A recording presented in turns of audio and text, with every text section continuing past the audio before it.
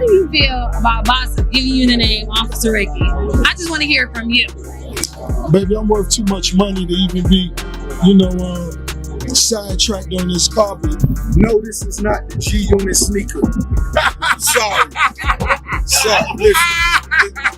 Listen, everybody over there at G-Unit, when y'all was out of business. Rick Ross took what he perceived as an insult and turned it into a full-blown feud. What followed was a back and forth filled with diss tracks, insults, and non-stop provocation. Known for his calculated approach to rap beefs, 50 Cent wasted no time in attacking Rick Ross's credibility. One of his first moves was releasing the diss track Officer Ricky, mocking Ross's past as a correctional officer and questioning his street credibility. My whole name, you know, and he probably gained the most stardom out of everybody, because, you know, he raps about selling drugs, Right. and he never sold drugs. You know, he was a correctional. The song gained massive traction, but 50 Cent wasn't done yet. He took things even further by creating a series of skits and animated parodies, which Ross condemned as misleading and deceptive. The internet, however, latched onto 50's antics, leaving Ross on the defensive. Rather than backing down, Ross fired back with his own diss tracks, trying to prove that 50's attacks weren't affecting him. But the damage was already done. 50 had successfully planted seeds of doubt about Ross's authenticity in the minds of many fans. What started as a lyrical battle quickly escalated into something far more personal, spilling beyond music and into their real lives. As 50 Cent kept the pressure on, Ross found himself dealing with more than just a rap feud. But see, if you did 20, and because you did something you weren't supposed to do by street code, which said you was probably supposed to do 40, you know what I'm saying? So they're gonna look at it like that. Now, his early release now is based on, he got a time cut based upon the new law. Right. I got that paperwork. And what they say happened, right? With the third party cooperation for him. They got the document in the paperwork with the Tammy chick where she's saying that she was third party cooperating to get him a time cut, but she ended up having sex with the F-Fed dude. So that's which got Cuffy convicted, but then they took the time cut off your table. 50 Cent took his feud with Rick Ross far beyond diss tracks and public taunts, delving deep into Ross's personal life. One of his most infamous moves was exposing Ross's past as a correctional officer, a revelation that severely undermined the street credibility Ross had carefully built. But 50 didn't stop there. He tracked down Ross's ex, Tia Kemp, and filmed an interview with her. It wasn't just a conversation, he took her on a shopping spree, giving her a platform to discuss Ross's financial struggles and personal shortcomings, all while sharing laughs at his expense. The footage was a massive embarrassment for Ross, making headlines and escalating the rivalry even further. Then, 50 went even lower. He released a tape featuring another of Ross's former partners, amplifying the humiliation. This brazen attack sparked legal battles, with Ross's legal team scrambling to fight back against 50's relentless personal assaults. Though 50 claimed he had no direct involvement, the damage was already done. This personal warfare added a whole new layer to the already fiery feud. In response, Ross referenced these events in his track Mafia Music, making it clear that he wasn't just rapping, he was challenging 50 on a deeply personal level. How do you feel about Boss giving you the name Officer Ricky? I just want to hear it from you. Baby, I'm worth too much money to even be, you know, sidetracked on this carpet. No, this is not the G-Unit sneaker. Sorry. Listen, everybody over there at G-Unit, when y'all was out of business. 50 Cent wasn't one to let things slide. Instead of simply clapping back with another diss track, he launched a relentless campaign against Rick Ross. His first move was dropping Officer Ricky, Go Ahead and Try Me, a track aimed at exposing Ross's past as a correctional officer, calling his street credibility into question. But 50 didn't stop at music. He took things to a whole new level by targeting Ross's personal life. He brought Ross's ex, Tia Kemp, into the mix, filming an interview with her while taking her on extravagant shopping sprees. She openly discussed Ross's alleged financial struggles, adding fuel to the fire. The entire saga played out online, making Ross appear vulnerable and turning their beef into a full-blown media spectacle. Despite the relentless attacks, Ross refused to back down. Instead of folding under the pressure, he stood his ground, determined not to let 50's onslaught shake him. the window and the house was ignited. Couldn't even make it downstairs. We had to jump out the window. You think he hired someone to do it? Yes, of course. I know he's too much of a coward to do anything. Rick Ross wasted no time firing back, responding with a barrage of diss tracks to reclaim control of the narrative. However, 50 Cent wasn't done yet. He doubled down, continuously finding new ways to undermine Ross's credibility. From releasing animated skits mocking him as Officer Ricky to digging up more details from his past, 50 turned what started as a rap feud into a full-scale war over reputation. This wasn't just about music anymore. It had become a battle for dominance, legacy, and survival in the industry. 50 was determined to expose Ross as a fraud, while Ross was just as committed to proving he could go toe-to-toe with one of hip-hop's most ruthless strategists. The attacks kept coming. 50 didn't just drop one diss track, he launched an entire campaign against Ross. First came Officer Ricky, Go Ahead and Try Me, a track that mocked Ross's former job as a correctional officer. But for 50, that wasn't enough. He followed up with a series of viral animated parodies portraying Ross as a bumbling prison guard, completely contradicting his self-proclaimed image as a drug kingpin. Fans couldn't ignore the irony. As the feud escalated, it was clear this wasn't just about lyrical jabs anymore. It was an all-out war, and neither side was backing down. Charlemagne, he would know better than that. A diabolical genius doesn't file foreclosure, doesn't file bankruptcy, it's not a diabolical. 50 took things to an entirely new level, shifting the feud from diss tracks to deeply personal attacks. He tracked down Ross's baby mother, Tia Kemp, and arranged for an exclusive interview. But that wasn't all. To maximize the humiliation, he treated her to a lavish shopping spree, gifting her designer bags and expensive clothing, all while filming the spectacle for the world to see. Tia didn't hold back, openly discussing Ross's alleged financial struggles and claiming he wasn't nearly as rich as he made himself out to be. The footage spread like wildfire, putting Ross in an incredibly awkward position and fueling 50's relentless campaign against him. At this point, the rivalry had gone far beyond music. It had become a battle for power, control, and public perception.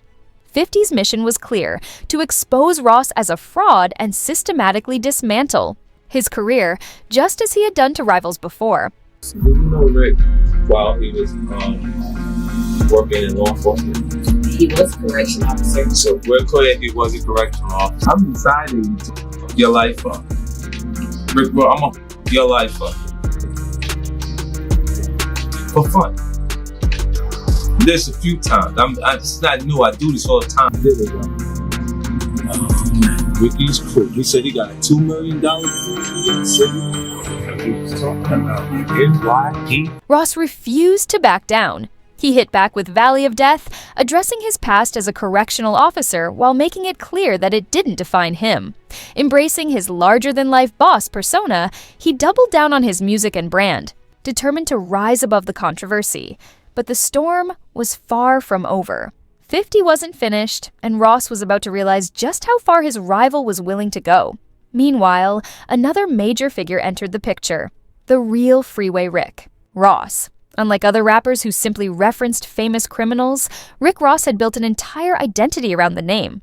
He rapped about moving massive amounts of drugs, making millions, and climbing the ranks of the underworld. But there was one big problem. He had never actually lived that life. Freeway Rick Ross, a man who had spent years in prison for running. One of the largest drug trafficking operations in U.S. history, wasn't having it. He saw Ross's persona as blatant identity theft and was outraged that someone was profiting off his real-life experiences. Taking legal action, he sued the rapper to reclaim his name and force him to stop using it. The lawsuit dragged on for years, but ultimately, Ross emerged victorious due to legal loopholes. Still, the damage had been done. The controversy only added more fuel to the fire, forcing Ross to constantly defend his credibility in the hip-hop world. Big Meech do an Instagram video together because Big Meech is doing this big concert, and so then 50 gets upset about that. Did 50 post anything, or did he just kind of unfollow Lil Meech? Well, he posted. Rick Ross's past as a correctional officer, combined with the controversy surrounding his name, gave 50 Cent all the ammunition he needed to attack Ross's credibility. Wasting no time, 50 doubled down on his Officer Ricky persona, unleashing a wave of memes, skits, and even staging a fake press conference mocking Ross's law enforcement history. But while 50 was relentless in his attacks, Ross refused to crumble.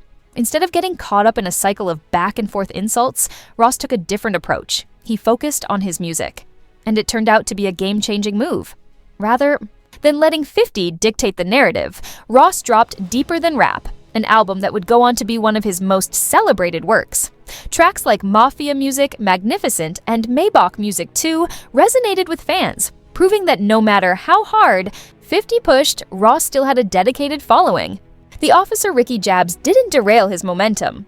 Just as it seemed Ross had weathered the storm, 50 escalated things once again, this time taking the feud beyond music and into deeply personal territory. He announced a book that he claimed would expose all of Ross's secrets, intending to deal the ultimate blow to his public image. But that wasn't all. He also took Ross's baby mother, Tia Kemp, on an extravagant shopping spree, showering her with designer clothes and handbags, all while making sure Ross's name was brought up throughout the experience. The message was clear. 50 was determined to dismantle Ross's persona piece by piece. If using Ross's child's mother against him wasn't enough, 50 had another shocking move in store, one that would go down as one of the most ruthless actions in hip-hop history. He leaked an explicit video allegedly featuring Lastonia Leviston, another woman with whom Ross shares a child. The video had reportedly been sent to him by her ex-boyfriend, and 50 wasted no time in turning it into a public spectacle. Adding his own commentary under the alias Pimpin' Curly, he mocked Ross while narrating the footage. But this time, 50's strategy backfired. Badly. Leviston sued him for revenge porn, and in 2015, a jury awarded her a staggering $7 million in damages. The lawsuit had a massive impact on 50's finances, proving that even someone known for ruthless trolling could cross a line. Despite this legal setback, 50 continued mocking Ross whenever he had the chance, whether in interviews, on social media, or through his music. Yet something unexpected happened. Ross didn't fade away. Instead of breaking under the pressure, he doubled down on his brand, aligning himself with powerful figures and continuing to drop hit records. His album Teflon Don solidified his place in the industry, boasting classics like Aston Martin Music and BMF Blowin' Money Fast. The Officer Ricky jokes never fully disappeared, but Ross maneuvered through one of the most relentless feuds in hip-hop history without letting it derail his career. Over the years, the tension between Ross and 50 never truly died down.